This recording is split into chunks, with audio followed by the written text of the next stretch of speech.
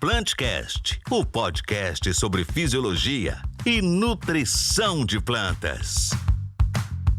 Olá, pessoal. Sejam todos bem-vindos a mais um Plantcast, o primeiro podcast sobre nutrição e fisiologia da ICL. E hoje, meus queridos brasileiros e brasileiras, estamos aqui com um convidado ilustre que fez parte da minha vida e tenho certeza também que fez parte da minha vida do meu colega aqui. Estamos aqui também com o meu amigo José Marcos. E aí, Zé, você tá bom?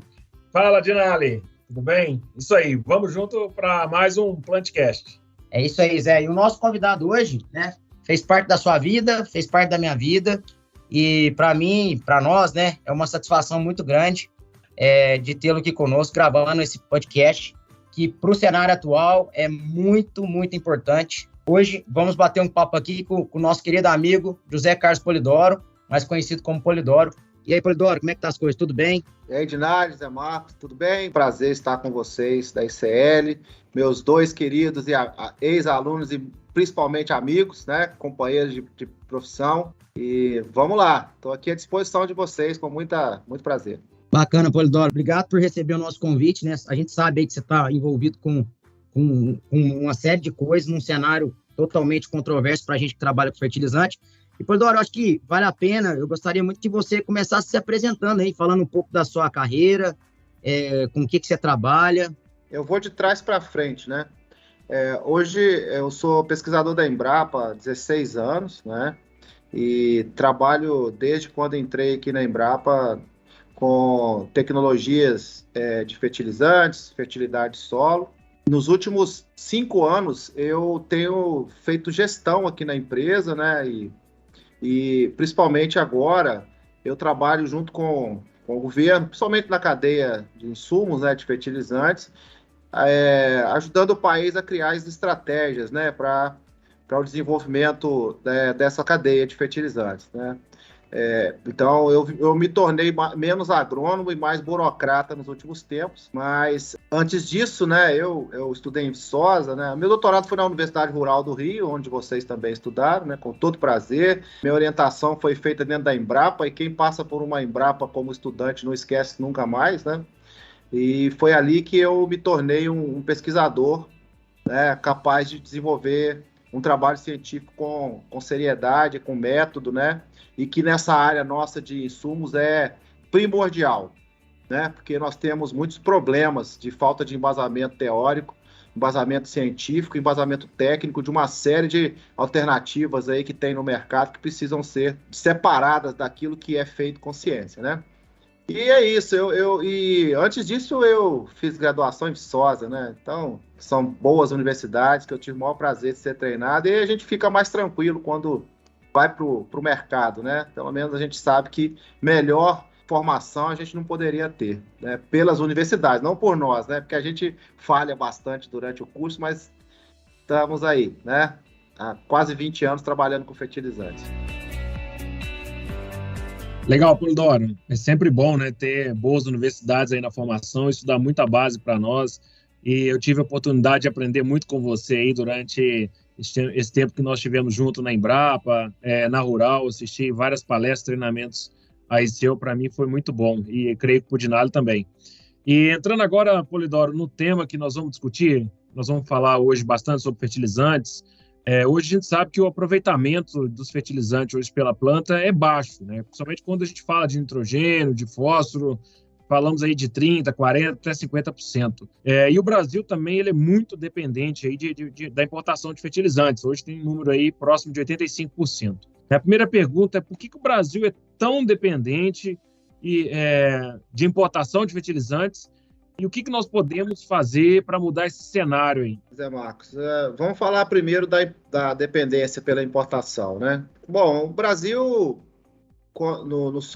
nas últimas 4 décadas, ocorreram alguns eventos, né, no mercado brasileiro que levaram a essa situação hoje. Que a primeira delas foi o Brasil, no final da década de 80, ele privatizou as indústrias de fertilizantes. A indústria de fertilizantes brasileira era estatal, né? Então era Petrobras, Fosfert, né? Eram as principais empresas. E essa privatização, ela não foi feita de uma maneira em que o mercado pudesse ter um plano estratégico para que na privatização você tivesse um aumento da produção nacional. Foi feita de acordo com o mercado e, naquela época, o que acontecia é que os fertilizantes importados, eles eram mais competitivos, né? Por questão do custo Brasil de produzir, né, muitas das vezes, né, ou custo de matéria-prima em outros países, né, muito menor, disponibilidade de matéria-prima, tecnologia e capacidade de investimentos, e aí o Brasil não era atrativo para isso. O que o Brasil fez para viabilizar o preço do fertilizante para os agricultores? Ele isentou os fertilizantes dos impostos de importação. Isso matou a indústria nacional, que diminuiu de lá para cá 33%. Por quê?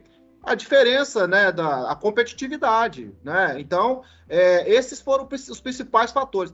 As indústrias que estão aqui no Brasil, aqui vocês trabalham, é um exemplo, são indústrias mundiais, são corporações mundiais. Elas definem o investimento onde é mais adequado. É óbvio que isso acontece. Então, se o Brasil não é atrativo para investimento, é mais fácil produzir fora e vender aqui. Para quê? Como que a indústria, que dados que a equipe do Brasil vai dar para a matriz para que monta uma indústria aqui? É muito difícil. Entendeu? Então, isso que levou a essa... E o Brasil, e o outro motivo foi que o Brasil explodiu o consumo de fertilizante, porque nós explodimos a nossa agricultura em produção e produtividade, né? A genética foi melhorando, o entendimento nossa condição edafoclimática foi aumentando e nós fomos desbravando, né? E aí a produção, a produtividade aumentou e a demanda de fertilizantes aumentou 450% em 20 anos. Então, é isso, né? Chegamos nesse ponto. E aí, por isso que nós tivemos que tomar uma atitude, o Estado brasileiro, eu falo com toda tranquilidade que tem mais de 12 anos que todo ano, todo momento, para todos os governos, eu fui um dos que levou para todos os presidentes, todos os ministros, a importância de ter um plano nacional de fertilizante. Eu e muitos outros, né? Nós conseguimos agora, né, e nós vamos falar sobre isso ainda. O outro ponto, sabe, Zé Marcos, que você falou, é da eficiência, né? Uhum. Aí não tem decisão política, aí não tem decisão de mercado, nem nada. Esse problema é nosso. Esse problema, primeiramente, ele é nosso, dos agrônomos. Sim. Que estão com os produtores, né? De quem faz a transferência da tecnologia, de quem desenvolve o conhecimento e não entrega o conhecimento do jeito que deveria, certo? Porque não é admissível nós temos uma eficiência de uso dos nutrientes provenientes dos fertilizantes de 60% na melhor das hipóteses, na média do NPK. Isso não é admissível. São 16 bilhões de dólares que a gente paga em fertilizante. É a mesma coisa de chegar hoje e pegar 6 bilhões de dólares e jogar no ralo. Uhum. E aí quem paga? O agricultor. Mas até a produção. Porque no final das contas, quem paga é o consumidor, que não tem nada a ver com isso. Então, a gente precisa resolver isso. Sim. A coisa mais urgente que nós temos que resolver é a questão da eficiência, né? Ô, Polidoro, e assim, você falou 60%, se eu colocar para anuais, né? Quando eu vou para perene, para cana-de-açúcar, para café, essa eficiência é menor ainda, né? Fala em 20%, 30%. Não dá. Quando o fertilizante custava menos de $100 a tonelada, que não tem muito tempo, né? Há 15 anos atrás, tudo bem, o agricultor brasileiro, e que a fertilidade do solo, em média, nas grandes, nas culturas mais empresariais, era uma fertilidade que a gente estava construindo ainda, tudo bem, vamos colocar mais adubo para construir. Agora acabou isso, não dá. Fertilizante é $800 e você com solos com fertilidade construída igual temos, nós temos que fazer a regra da fertilidade, é a adubação de restituição. É voltar a fazer o básico bem feito, né, Polidoro? É lógico. Vocês não aprenderam igual a mim, que você tem lá os tipos de adubação que tem que ser feito? Então a gente tem que aplicar isso, né? Não é se está mais barato o adubo, eu coloco um pouquinho mais. Se está mais caro, eu coloco um pouquinho menos. Isso não é possível, né? Não é regular o preço pela dose, né? Perfeito. Não. A questão da eficiência tem um outro problema, que eu esperei para poder falar justamente de algo que a gente resolve com mais um pouco a longo prazo. É a questão vocês trabalham muito com isso, da adequação tecnológica dos fertilizantes ao ambiente tropical e subtropical, né? Vocês sabem que os fertilizantes que nós usamos são altamente solúveis e não combina com solos com alta capacidade de absorção de fósforo, não combina com uma dinâmica, né, da água no sistema que é com muita evaporação, né, muita chuva, muito intemperismo. Então, assim, solos que muitas das vezes são muito porosos, né, que você tem ali um processo de lixiviação que pode acontecer em casos, né, específicos. Então, a gente precisa de uma adequação tecnológica, certo? Isso não é uma coisa que acontece da noite para o dia, custa caro. A indústria tenta fazer, mas, olha, não é uma coisa que se faz com a indústria só, nem com a academia só, a Embrapa, por exemplo, também, né? Concordo, Polidoro. E assim, eu acho que a gente tem que continuar aí tentando passar conhecimento, né? Os professores que estão aí em universidades nos escutando não podem desanimar, né? Tem que continuar firme aí e passando os conhecimentos da maneira mais prática possível, da maneira mais correta possível, para a gente juntos aí tentar modificar esse cenário, né? Porque realmente não dá para ficar dependendo mais de que se vai ter fertilizante ou se não vai, né? Um negócio, nós temos que fazer a nossa meia-culpa, você tem razão. E aí, Polidoro, até pegando um gancho, a gente falou aí um pouco de eficiência, né? E falou que nós, como os agrônomos, temos que fazer a meia-culpa, mas a gente também tem um lado, vamos botar aí o lado do governo, né? Que ele tem que também se mexer e atuar, né? Eu sei que você já vem batalhando, igual você falou, há bastante tempo, né?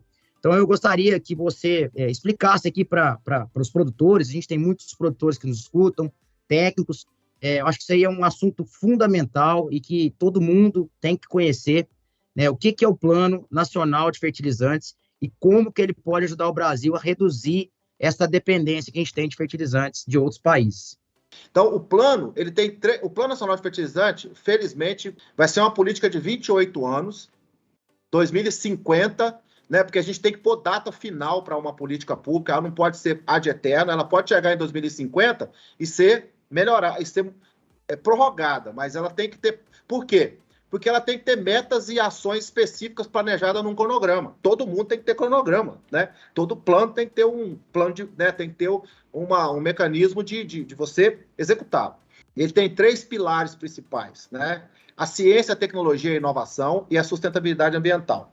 Por quê? Porque, primeiro, o Brasil não está nem entre os 15 países que estão no mercado de fertilizantes em termos de tecnologia. Nós somos péssimos nisso.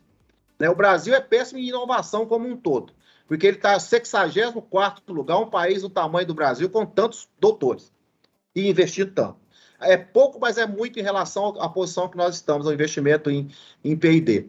A outra coisa que em fertilizante, cara, China, Índia, Estados Unidos, Rússia, todos esses países são líderes não só na produção de fertilizante, Canadá, mas também em tecnologia, da parte de exploração mineral, desenvolvimento de produto, né, técnicas de uso eficiente. E o Brasil, a gente fica brigando para fazer. Vocês fizeram dissertação e tese de doutorado nessa área. Mas você veja que é um esforço hercúleo da academia para conseguir formar uma pessoa em 4 anos. Isso deveria ser um processo contínuo. É isso que a gente vai trazer para o plano. Tem um outro pilar que é diminuir o custo do Brasil, cara. É desburocratizar, né? É não ficar 10 anos para tirar uma licença para fazer uma pesquisa mineral, é não ter dificuldade, é desenvolver um produto novo e não ter uma categoria no Ministério da Agricultura para registrar como um produto novo, né? E tudo isso a gente precisa fazer e nós temos que tirar a carga tributária de um setor que é básico. Isso é feito para vários setores, então nós temos que pegar esse setor. O outro aí, sim, é atrair investimento. Atrair investimento somente de empresas como a ICL e outras que têm investimentos mundiais de alto porte, que devem ser feitos no Brasil para quê? Para que a gente consiga produzir pelo menos 60% do fertilizante que nós vamos consumir, né, da nossa demanda. Porque isso se chama autossuficiência. Autossuficiência não é produzir tudo que consome, porque é commodity internacional. Autossuficiência é ser um player no mercado, capaz de aguentar um solavanco igual essa crise que nós estamos passando. Né? A Rússia e a Bielorrússia estão impedidos. Ok, nós produzimos potássio para aguentar um ano aqui, né, com uma disponibilidade menor, eu compro mais de outros clientes, mas eu tenho pelo menos 60% do que eu produzo, do que eu consumo aqui. Era assim antigamente. Agora nós temos que resolver esse problema. Então, o plano tem esses 3 pilares. E aí, rapaz, são muitas metas, muitas ações. Ele foi construído por 9 instâncias ministeriais, mais a Embrapa, mais de 500 participações da cadeia de produção. Teve ex-ministros, teve CEO de empresa, tiveram técnicos como nós, tiveram produtores rurais, né, representantes de estados, de áreas de organização não governamental, de associação de produtor cooperativo, todo mundo falou. Foi um ano de trabalho, porque a guerra antecipou tudo, né? Então, até o PNF vai ser publicado antes. Legal, Polidoro. Então, ele vai ser lançado aí em breve.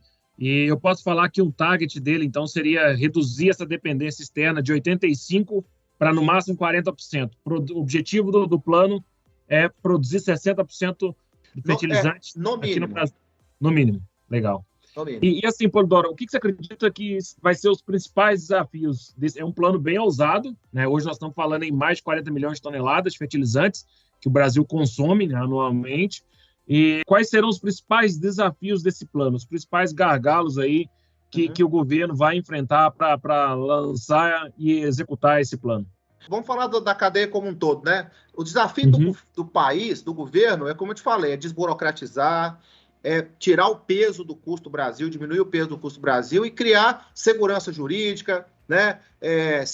Criar segurança no que diz respeito, por exemplo, à tributação. Não dá para dar uma canetada e mudar a realidade de um setor como foi feito no passado. Isso é o papel do governo. O setor como um todo, e o governo com o setor privado, por exemplo, tem que aumentar o conhecimento geológico no Brasil, né? Nós temos muitas reservas de fósforo, potássio, né? Que elas precisam ser mais bem conhecidas para que a gente possa, ao conhecê-las, adotar a melhor tecnologia para produzir o fertilizante. E produzir não só o fertilizante tradicional, mas novos fertilizantes, né? Que são fertilizantes, como o conceito manda, fonte de nutrientes, né? Mas nós precisamos de evoluir isso. E isso é uma coisa que você faz com iniciativa pública-privada. Por exemplo, conhecimento mineral em geral, pesquisa geológica geral, é o Serviço Geológico do Brasil que tem que fazer. Agora, o setor privado tem que continuar fazendo suas pesquisas minerais nas áreas de interesse, né? O outro desafio, além desses dois, é convencer as empresas privadas, grandes empresas do setor, que o plano é um plano que vai ter segmento ao mudar governos, né? Vai ser uma política de Estado e não uma política de governo.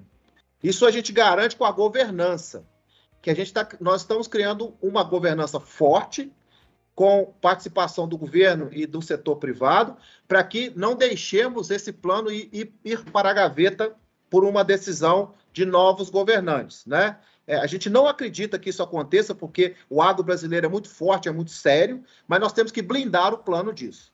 Mas é um risco que ocorre, o risco político, né? E nós estamos aí com o plano, nós fomos suficientemente humildes para ouvir a todos, para poder criar um plano que fosse blindado desses riscos, né?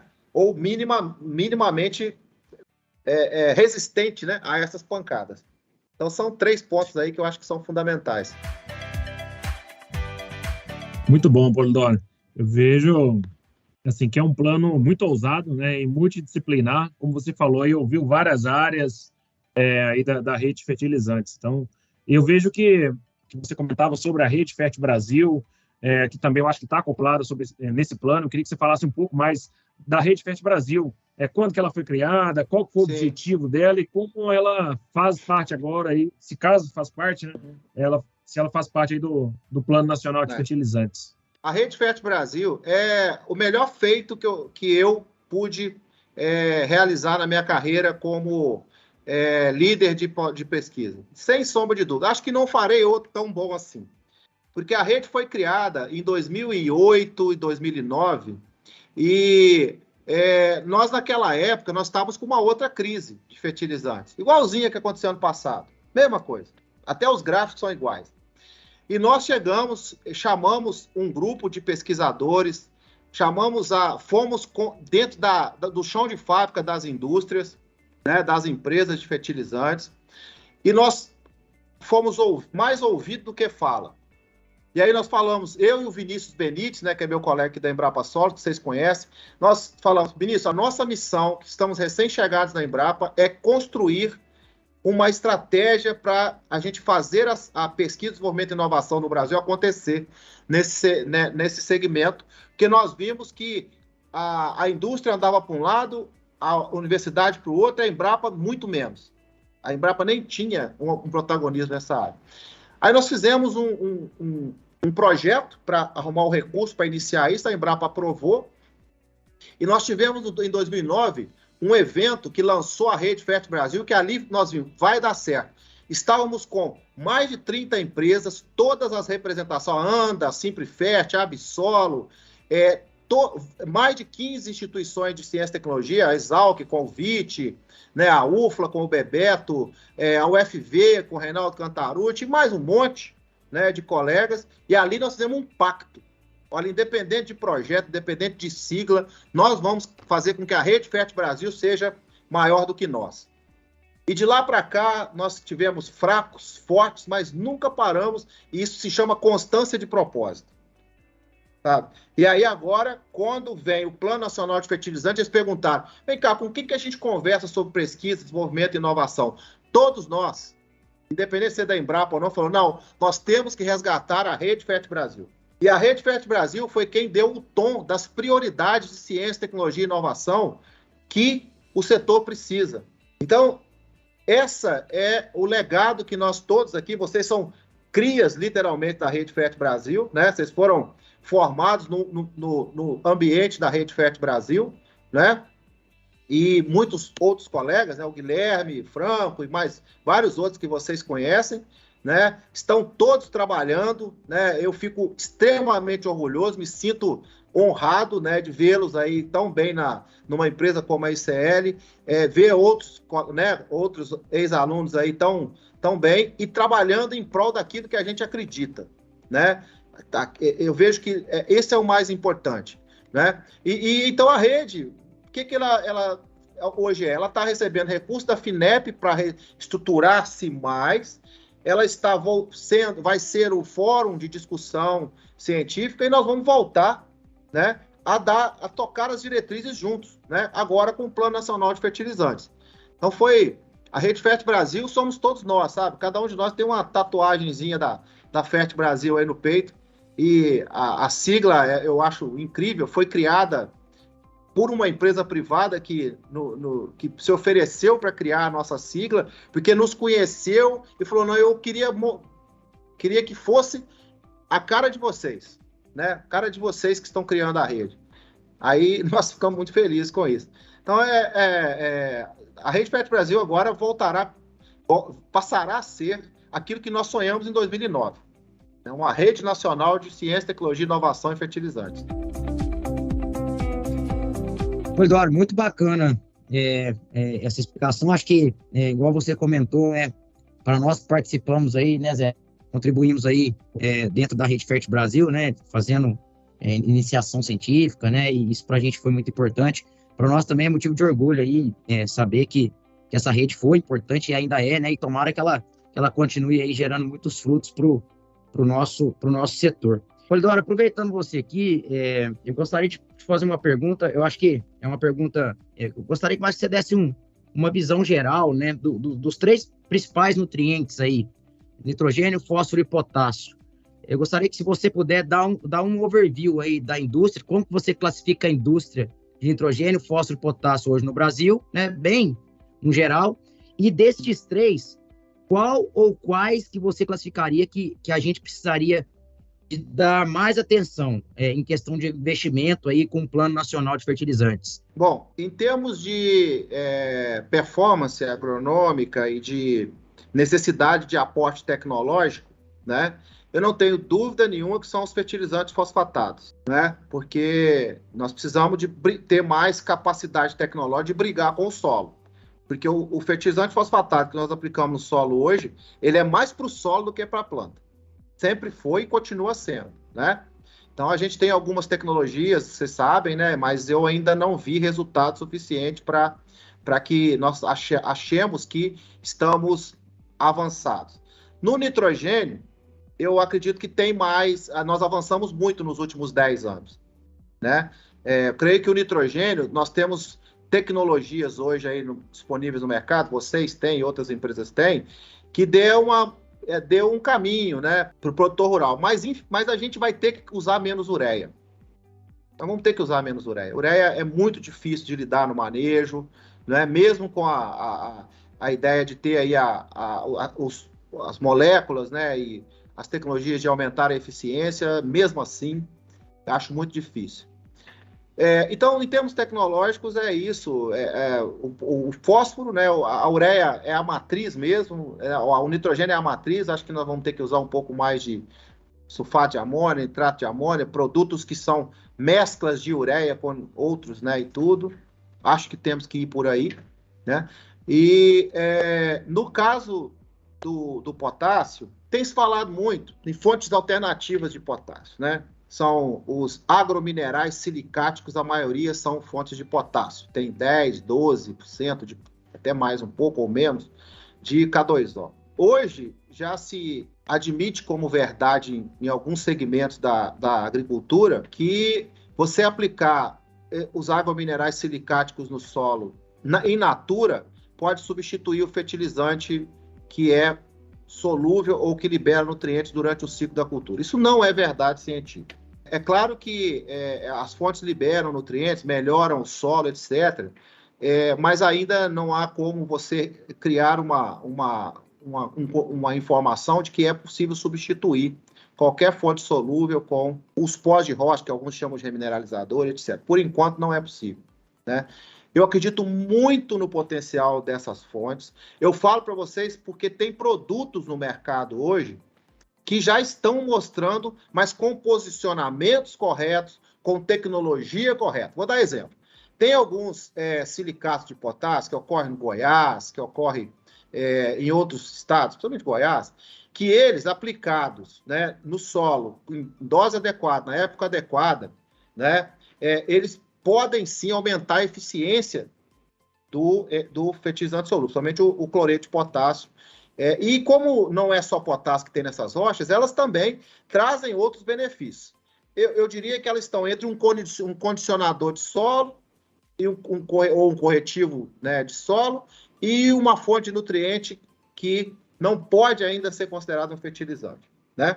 Então, isso está acontecendo, eu conheço vários colegas que trabalham, mas não dá para você fazer o que está acontecendo no mercado. Substitui, generaliza e joga a ideia de que nós fizemos há mais de 40 anos, a construção do conhecimento científico há mais de 40 anos. Então, outras empresas que têm produtos no mercado, por exemplo, que a fonte são as rochas silicáticas potássicas, que fizeram tratamento térmico, né, fizeram um termo potássico, ou algum outro processo. Tem um processo muito interessante que é feito um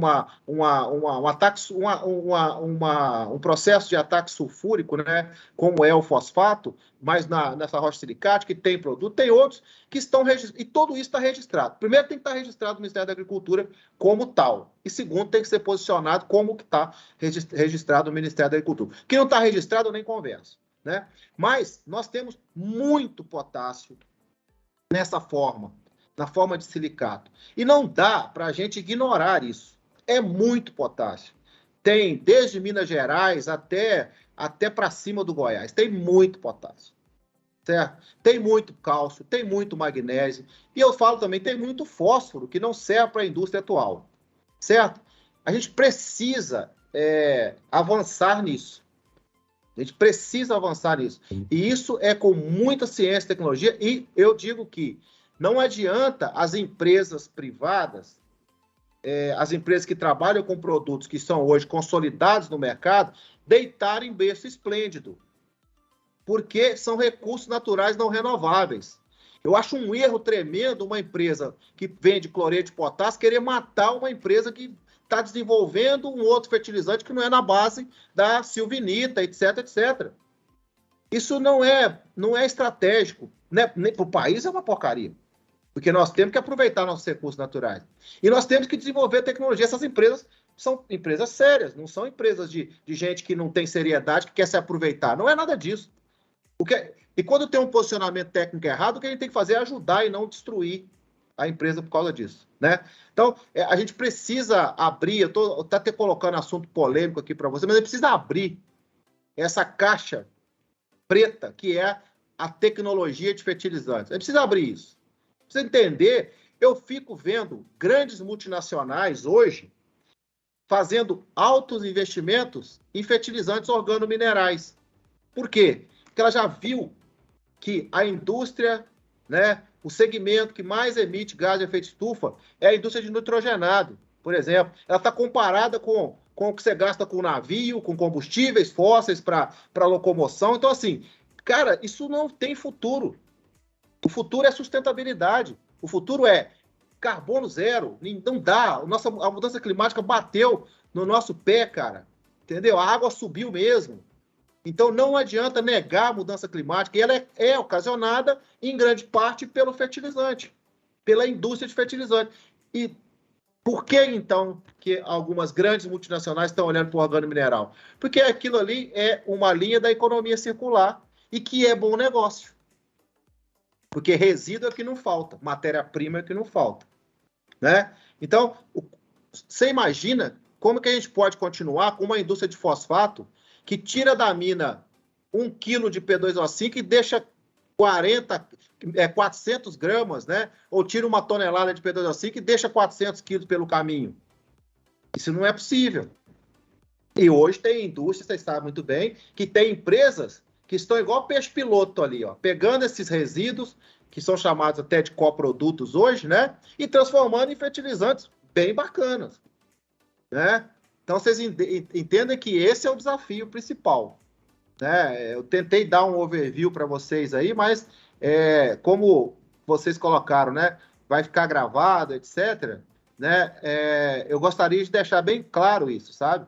Porque não tem partido. A ciência e tecnologia não tem partido, não tem pessoa jurídica, nem CPF, né? Ela tem fundamento, né? Então, não importa aqui a pessoa jurídica que eu trabalho, o CPF que eu tenho, muito menos meu partido político, eu sequer tenho um, mas se eu tivesse, não importa, né? Nem minha religião aqui importa. Importa que tem que ser feito na base da ciência, porque a agricultura brasileira é movida à ciência. Então, não adianta. Com certeza, Polidoro, eu concordo também. Eu acredito que tem várias tecnologias hoje e nós temos que sempre se basear na ciência, né? Assim como a nossa empresa é uma empresa que acredita muito em inovação, em ciência, eu vejo que qualquer validação de tecnologia, ela precisa da ciência ali para validar, para comprovar ela.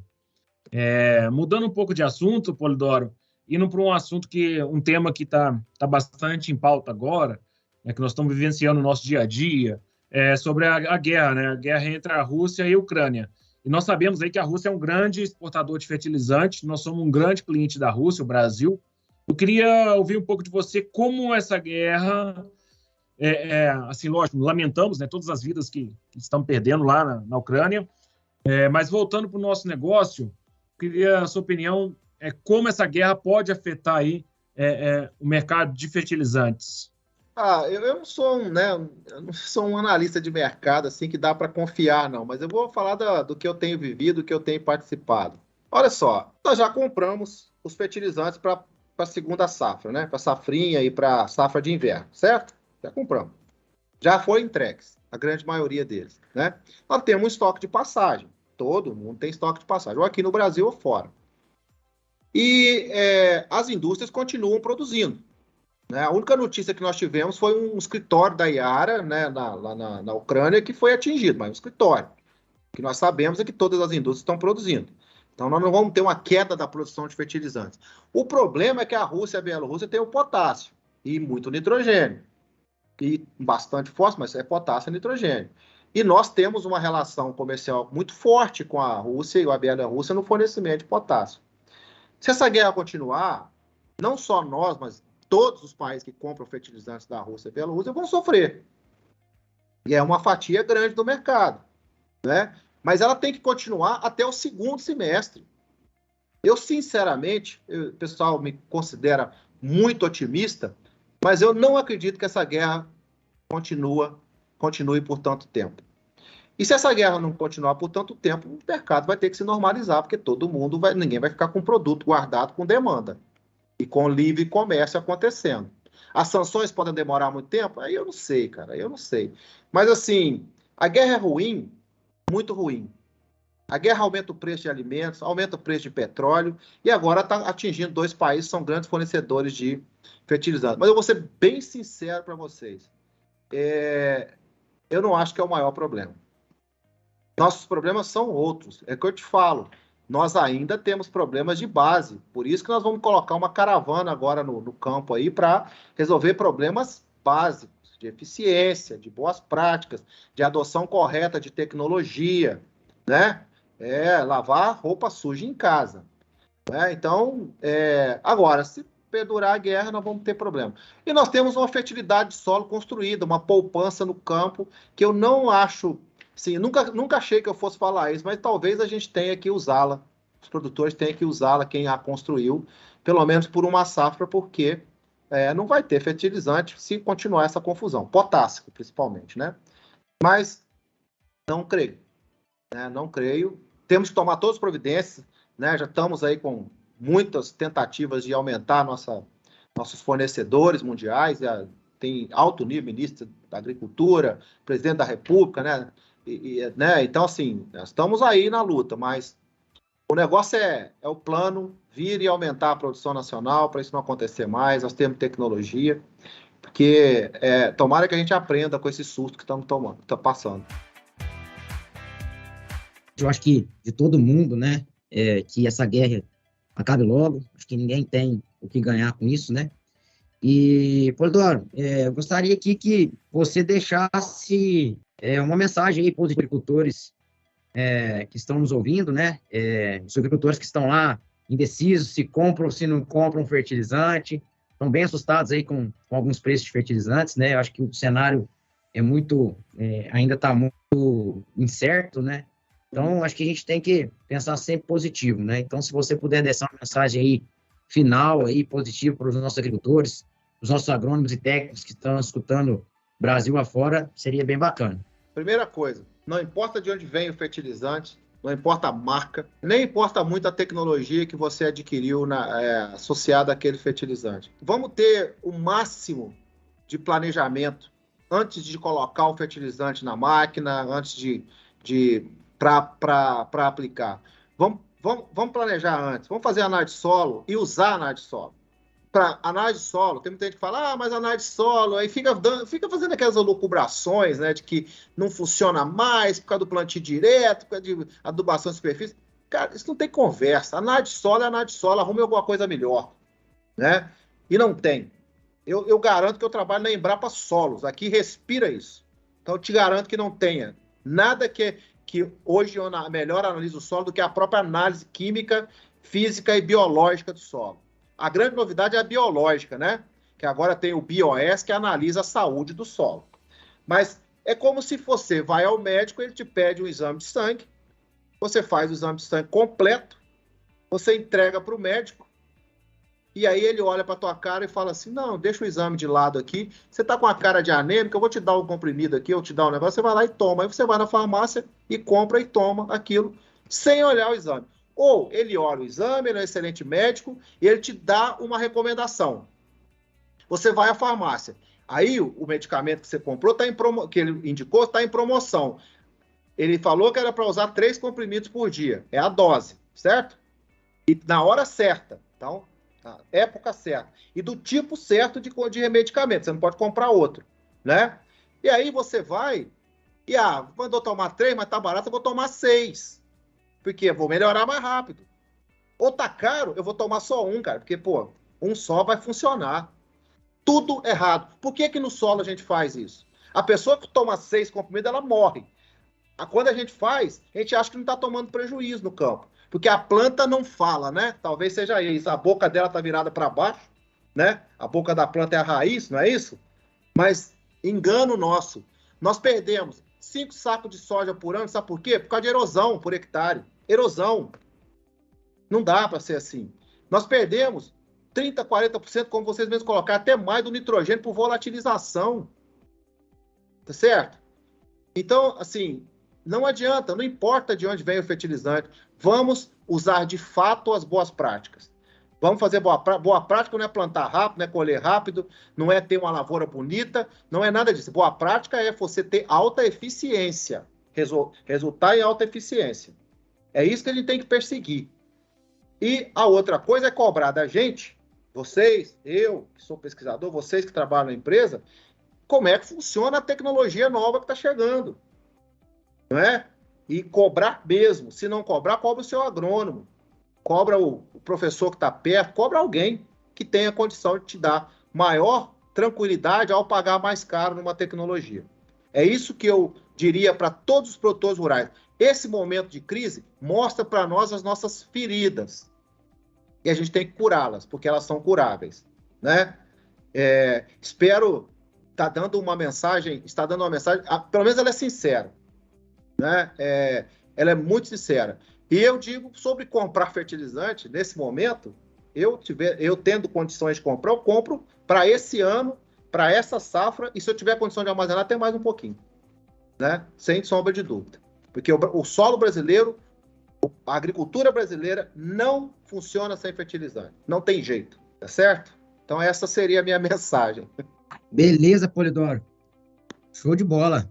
Foi excelente, uma mensagem positiva. Eu acho que é isso que a gente tem que fomentar aí, né? Nós temos que sempre pensar positivo, né? E obrigado aí pela sinceridade aí de sempre. Bom, pessoal, acho que foi isso, né, Zé? Um excelente bate-papo aí.